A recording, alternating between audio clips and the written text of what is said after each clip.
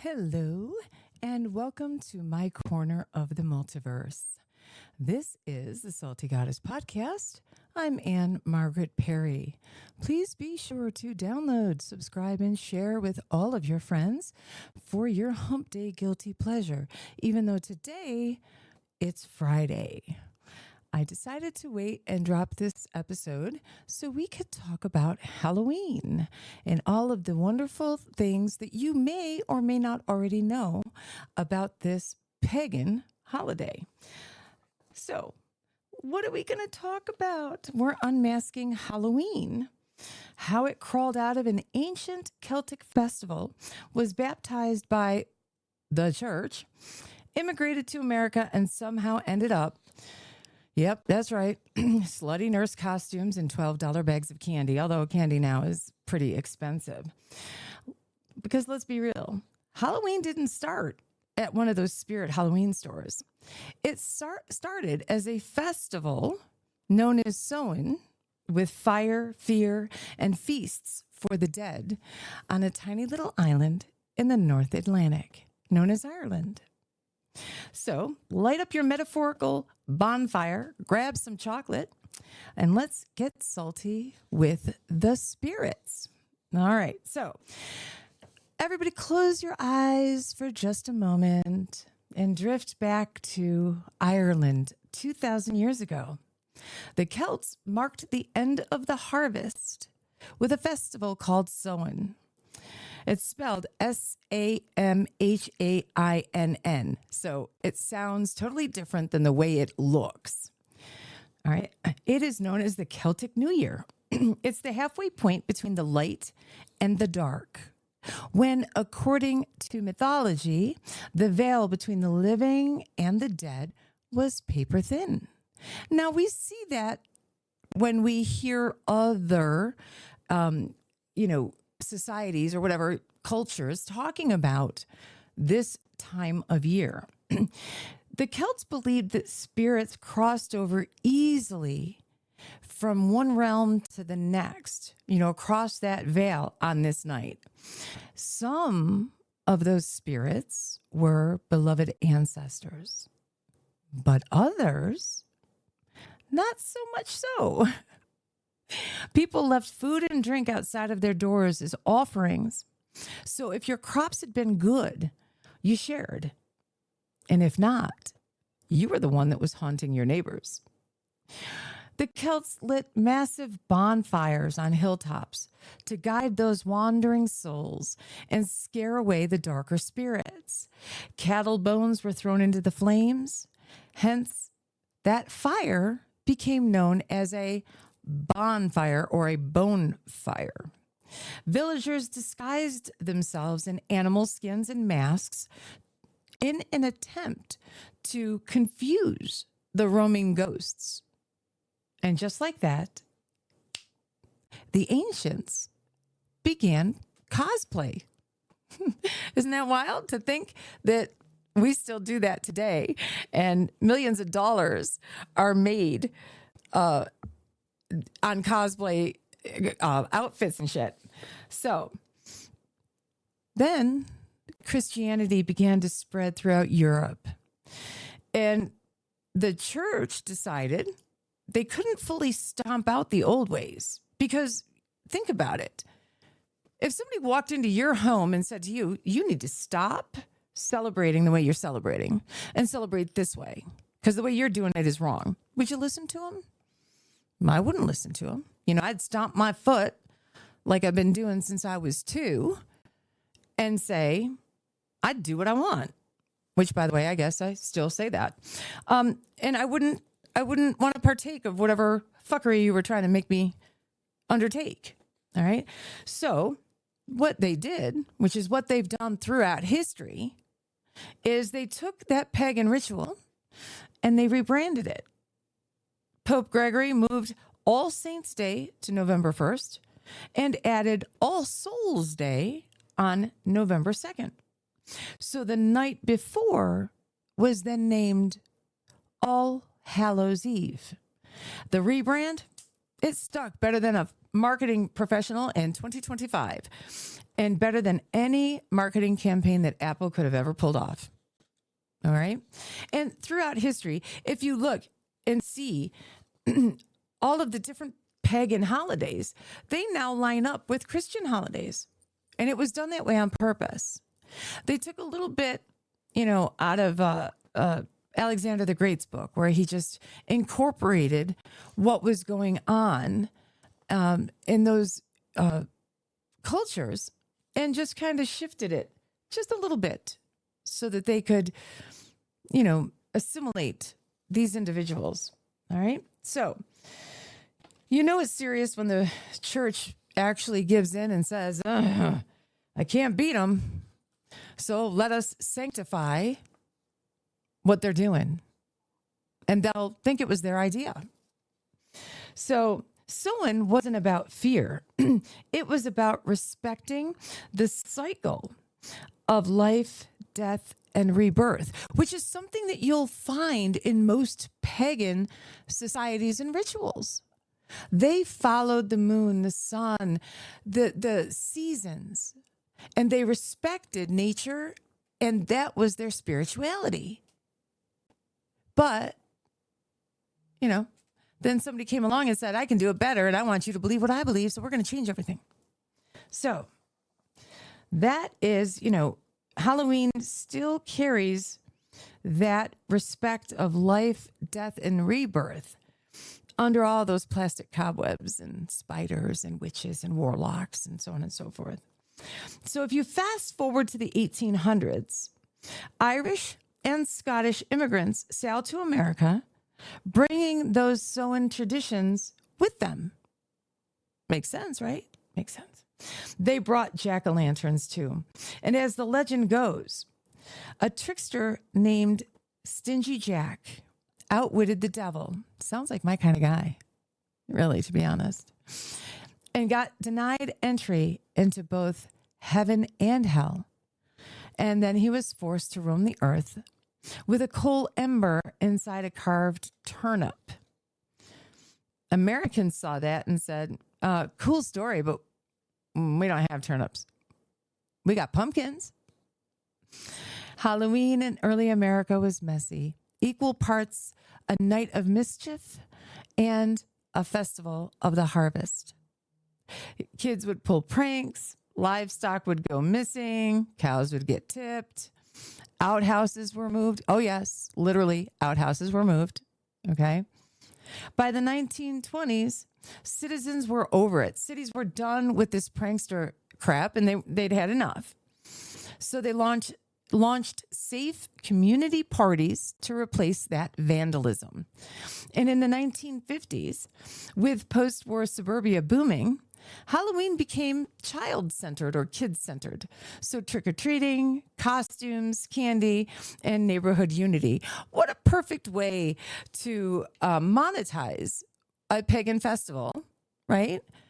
And we'll give out candy so we don't get our homes vandalized to these vagrant children causing trouble.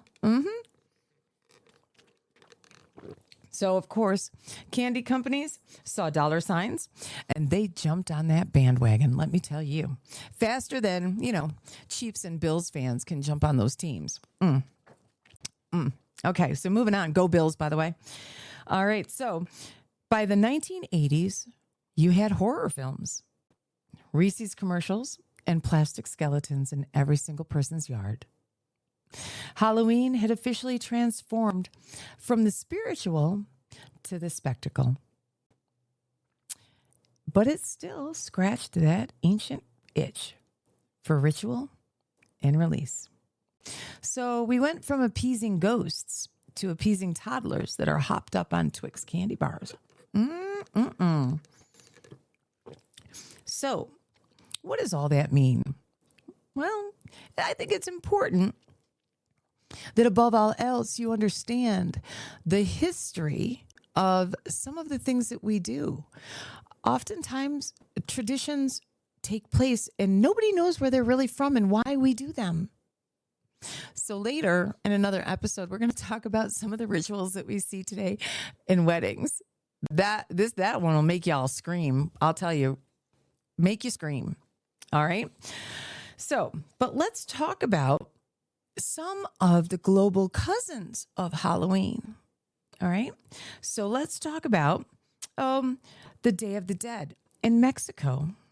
It takes place November 1st and 2nd, and it blends Aztec, Toltec, and even Catholic and Christian traditions.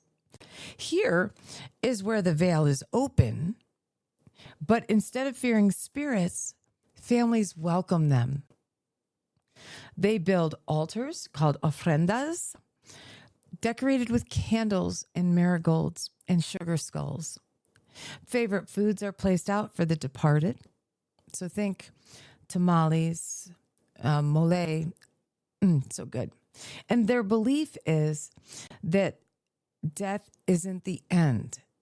It's part of a long conversation between generations. And truly, when you think about it, most Christians don't believe that death is the end either.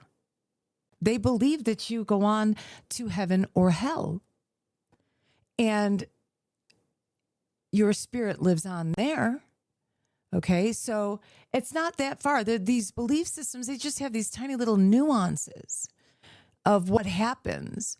So, and as a person of medicine, okay, I'm a firm believer that energy cannot be destroyed. It's only transformed. So whether there be a heaven or a hell or just the other side, another realm, another universe, another timeline, whatever, okay, that energy continues on beyond what we know, right? And you could choose to believe it or you could choose not. It's really no skin off my ass, to be frank. But most societies, civilizations have some type of a spiritual belief beyond death. All right. And they believe that that's where, they get to talk through those generations. So it's a celebration that they get to welcome home, if you will, their loved ones who have gone before them, gone in death before them. So this contrast is that Halloween, in America is like about fear, okay? And it flirts with fear. But the Day of the Dead flirts with love and memory. So they take it as a moment to remember their loved ones. And I think that's kind of cool. I think about my daddy all the time. And he left me 37 years ago. So if it just so happens that there is truth and he gets to kind of find a way to come back over here, like that would be so cool. I would love it. So yeah, it's kind of wild. All right. So we know that Halloween is held in the 7th lunar month. And this is where ancestors are honored and neglected spirits are feared. Okay, so what does that mean? I once heard that the greatest tragedy is for those who have died to not be remembered, to never have anyone speak your name after you're gone means that you had no impact on anyone. So that is probably accurate. Think about that. Once your name stops being spoken, once memories of you are no longer shared or remembered, where are you? You're gone. So, and that's whether it be good or bad memories, I suppose. I mean, you know what I mean? But the truth is, I think that even the living feel that way. They don't want to be forgotten.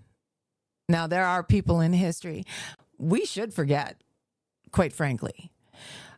But we can't because we like to hold them and say, this is an example of what you do not wish to be.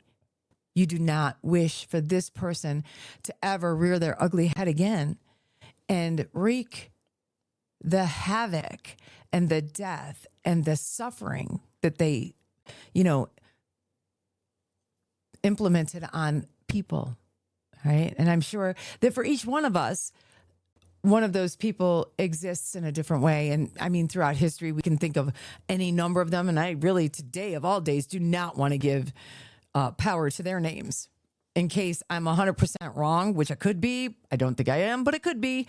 I wouldn't want those people to have power. So I won't give their name. I won't give them that thought. All right. So just remember that people would burn paper money and leave offerings to satisfy hungry ghosts, because a hangry ghost is a problem you don't want. I don't want anybody knocking on my door unless they were one of my loved ones. And I mean a loved one that I loved. I don't just mean family. I mean, seriously, someone I loved. Okay. So it's about balance between the worlds, right? And ensuring peace and harmony between the living and the dead. All right. In Japan, they have an Obon festival. It takes place in summer, but it really does share the same ancestral connections. Lanterns will guide spirits home. Dances like the Bonodori celebrate family lineage. The finale, lanterns are floated down rivers to send spirits peacefully back to that realm that they've gone to after death. That sounds really peaceful and sweet and nice. It just floats. See how that works? It's bright. It's beautiful. It's communal. It's not spooky. It's not meant to incite fear. It's actually like a sacred feeling, if you will, honoring those who have died. So, America, we got the great costume capitalism here in America. Halloween today is a $12 billion machine. $3 billion in candy, $4 billion in costumes, $500 million on pet costumes, because your dog needs to be a taco or a hot dog or a wiener dog. Now, listen, I do not purchase for my dogs. Y'all know I've got 6 dogs. And I think I've named them, but I'll tell you who they are. Brutus is a cane corso. Piper and Fergus are English mastiffs. Angus and Atticus are brother German shepherds from the same litter. And then I've got this guy, his name's Rufus. He just showed up on my property almost 2 years ago, and wouldn't leave. I don't know what to say about that. I just showed up and was like, hey, can I come hang out and play with y'all? I mean, you look like a great band of friends to have. And then he never left. And the minute you give a stray animal a name, you know they're here to stay. They're here to stay. So I have the 6 of them. I do not buy them costumes. I cannot imagine what they would do if I tried to put it. First of all, Brutus is 200 pounds. Where am I going to get him a costume? What am I going to I could get him a saddle, maybe. He could ride a saddle like a horse. But no. All right. So pet costumes, $500 million, y'all. Woo. So we turned ancient spirituality into a Pinterest project, but the instinct remains, right? Connection, creativity, communion. So it started out feeding spirits, and now we just feed Amazon and Walmart and whatnot. All right. And then to touch on modern Samhain, the country from which this holiday came from. Now, I was really fortunate. A few years ago, I went to Ireland during the Festival of Samhain with some friends, and it was on that same trip I got to see U2 in concert in Dublin. So I'm just letting you know, it was phenomenal. Okay. I had seen U2 twice that year in concert. And I'd been to Ireland twice that year. The first time I saw U2 was in a concert in Pennsylvania. So I'm there. It's during the Festival of Samhain. And the parades that they have were absolutely astounding. Absolutely astounding. Now, the wild thing is there, civilians or, residents, they don't dress up in costumes like we do in America. So on the streets, everybody's just in their street clothes, their regular everyday clothes. And the parade going by, that was the wild part of it, and the music. Okay.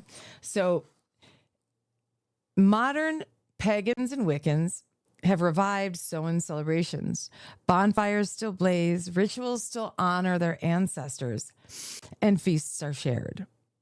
And some even read fortunes for the coming year, a nod to the old Celtic divination that used to be on the island before it was overtaken by Christianity. So it's kind of interesting to know and to understand where these traditions come from. And when we do future podcasts around other holidays, I'll discuss the history of those and how they're celebrated in other countries as well, or in other societies, because I think that at the end of the day, it's important to know that for as divided as we all seem, most of us are pretty chill and realize that we're all connected to one another. We have to be connected to one another, and I'm going to tell you why. You may or you may not believe in organized religion, and you may or may not be a spiritual person. So if you're a scientist, you understand that we are part and parcel of this multiverse. We are all stardust. We all came from the same stuff. So doesn't matter what continent you were born on, doesn't matter what country you were born into, doesn't matter what uterus you came from. In the very beginning, we all came from the same carbon atoms. So maybe we should look at it from that aspect and stop all the crazy shit we're all pulling these days. I mean, we're all brothers and sisters, plain and simple. And if you've listened to any of my other podcasts, you've actually heard me say, we all have the same value, right? Every single person at the table has the same value. So we're all brothers and sisters. We're all from the same, and we're just going to be regenerated into the next thing, my friends. So y'all are trying to fight for your little piece of real estate. For what? Because y'all being jackholes. That's why. All right, moving on. Let's continue talking about. So let's talk about why we love being scared. So I got a little bit of a funny story for you. A couple weeks ago, maybe now 2 weeks, Bappa and Mamo found out that our grandbabies had never seen Thriller. Yep, Michael Jackson's Thriller. So we shut off all the lights and fired it up and played it for them. And while we're sitting there listening to Michael Jackson and Vincent Price do their thing on this video, I realized that Michael Jackson says, turn the dial to stop being scared. And my grandson said to me, what's a dial? I felt as old as the cosmos, my friends. He didn't even know what a dial was. But he's 8. His little sister is 5. They enjoyed the video completely. Totally. Okay. And the music, of course. I mean, who doesn't love Michael Jackson? His songs will make you tap your feet, dance, and sing. So, but I had to think about this for a second. What year did that come out? And And I realized just how long we've been without Michael Jackson. What a travesty, right? But remember now, he's been introduced to the next generation. His memory is never going to go anywhere. We're going to keep talking about Michael Jackson. We'll be long gone, those of us that grew up with him, and our great, great, great, great grandchildren will still be talking about him. We'll be long gone. And that is a legacy like no other, to be remembered for generations beyond the time in which you left this realm, this multiverse. Think about that for a minute. All right. So let's talk about why we love being scared, though. That whole being scared out of our wits thing. Because some people really do get off on it. They love, love, love it. So we are wired for fear. I think that makes sense, right? Fight or flight. It's part of who we are. It's part of what we are. It's survival. But we don't often need fight or flight today for survival. Because we're fortunate, we're human. We've made some things much, much easier. We no longer have to go out and hunt for our food, usually, that day. So now it's controlled. Now it's for fun. So controlled fear releases dopamine and adrenaline, and it's a safe thrill, if you will. So that's why haunted houses and horror movies and ghost stories can be so engaging. And I don't want to really use the term addicting because it's got a bad connotation, but you get the idea. Like you go back for more, all right? Because it's a controlled fear. You know that, yep, you're scared, but is that werewolf really going to come off the screen and eat your face? No. Brutus might, but the werewolf won't. All right, so Halloween gives us permission to explore darkness and scary things, to dress up like a monster and mock the Grim Reaper and remember that we're still alive. There's also like a psychological layer. Costumes let us play alternate identities, and it's a form of social release. Ritual fear helps to process real anxiety. And the laughter after the fear, well, we already know laughter is the best medicine. And that's the healing part of fear. So yeah, Halloween is the original group therapy session, if you will, but with better lighting and tons of sugar and chocolate, good chocolate.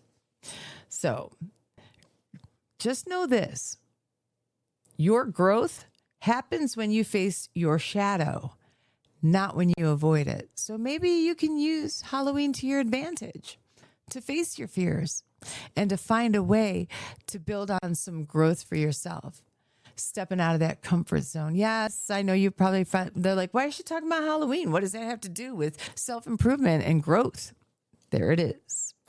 There it is. Dress up in some cosplay stuff and be somebody else for a while and look from a different perspective at what you fear. Because today, we cannot afford to be afraid. We can't.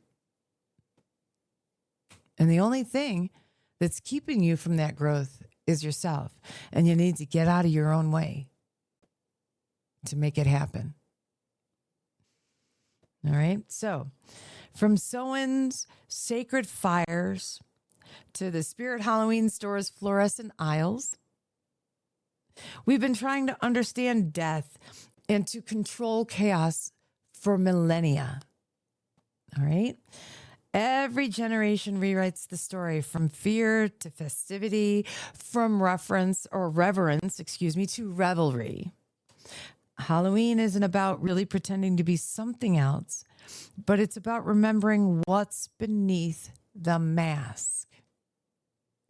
So light a candle for your ancestors. Thank the ones who came before you. Eat the candy. Laugh at the skeletons. Scream when they jump out of the bushes at you. And when people show up at your door without a costume, hand them a mirror. Let them know. Maybe they wear their costume every day. That mask. Because they're not able to be their real authentic self. So, my friends, thank you for joining me for a little bit of a history tour on Samhain, the original Irish Halloween. So, please stay spooky, stay salty, and remember, sometimes the real monsters are just the people who won't share their good chocolate with you. Thanks for joining me on the Salty Goddess podcast. I'm Margaret Perry. Please subscribe, share, and download. Tell all your friends about all the things you'll learn here. And I'll talk to y'all next week.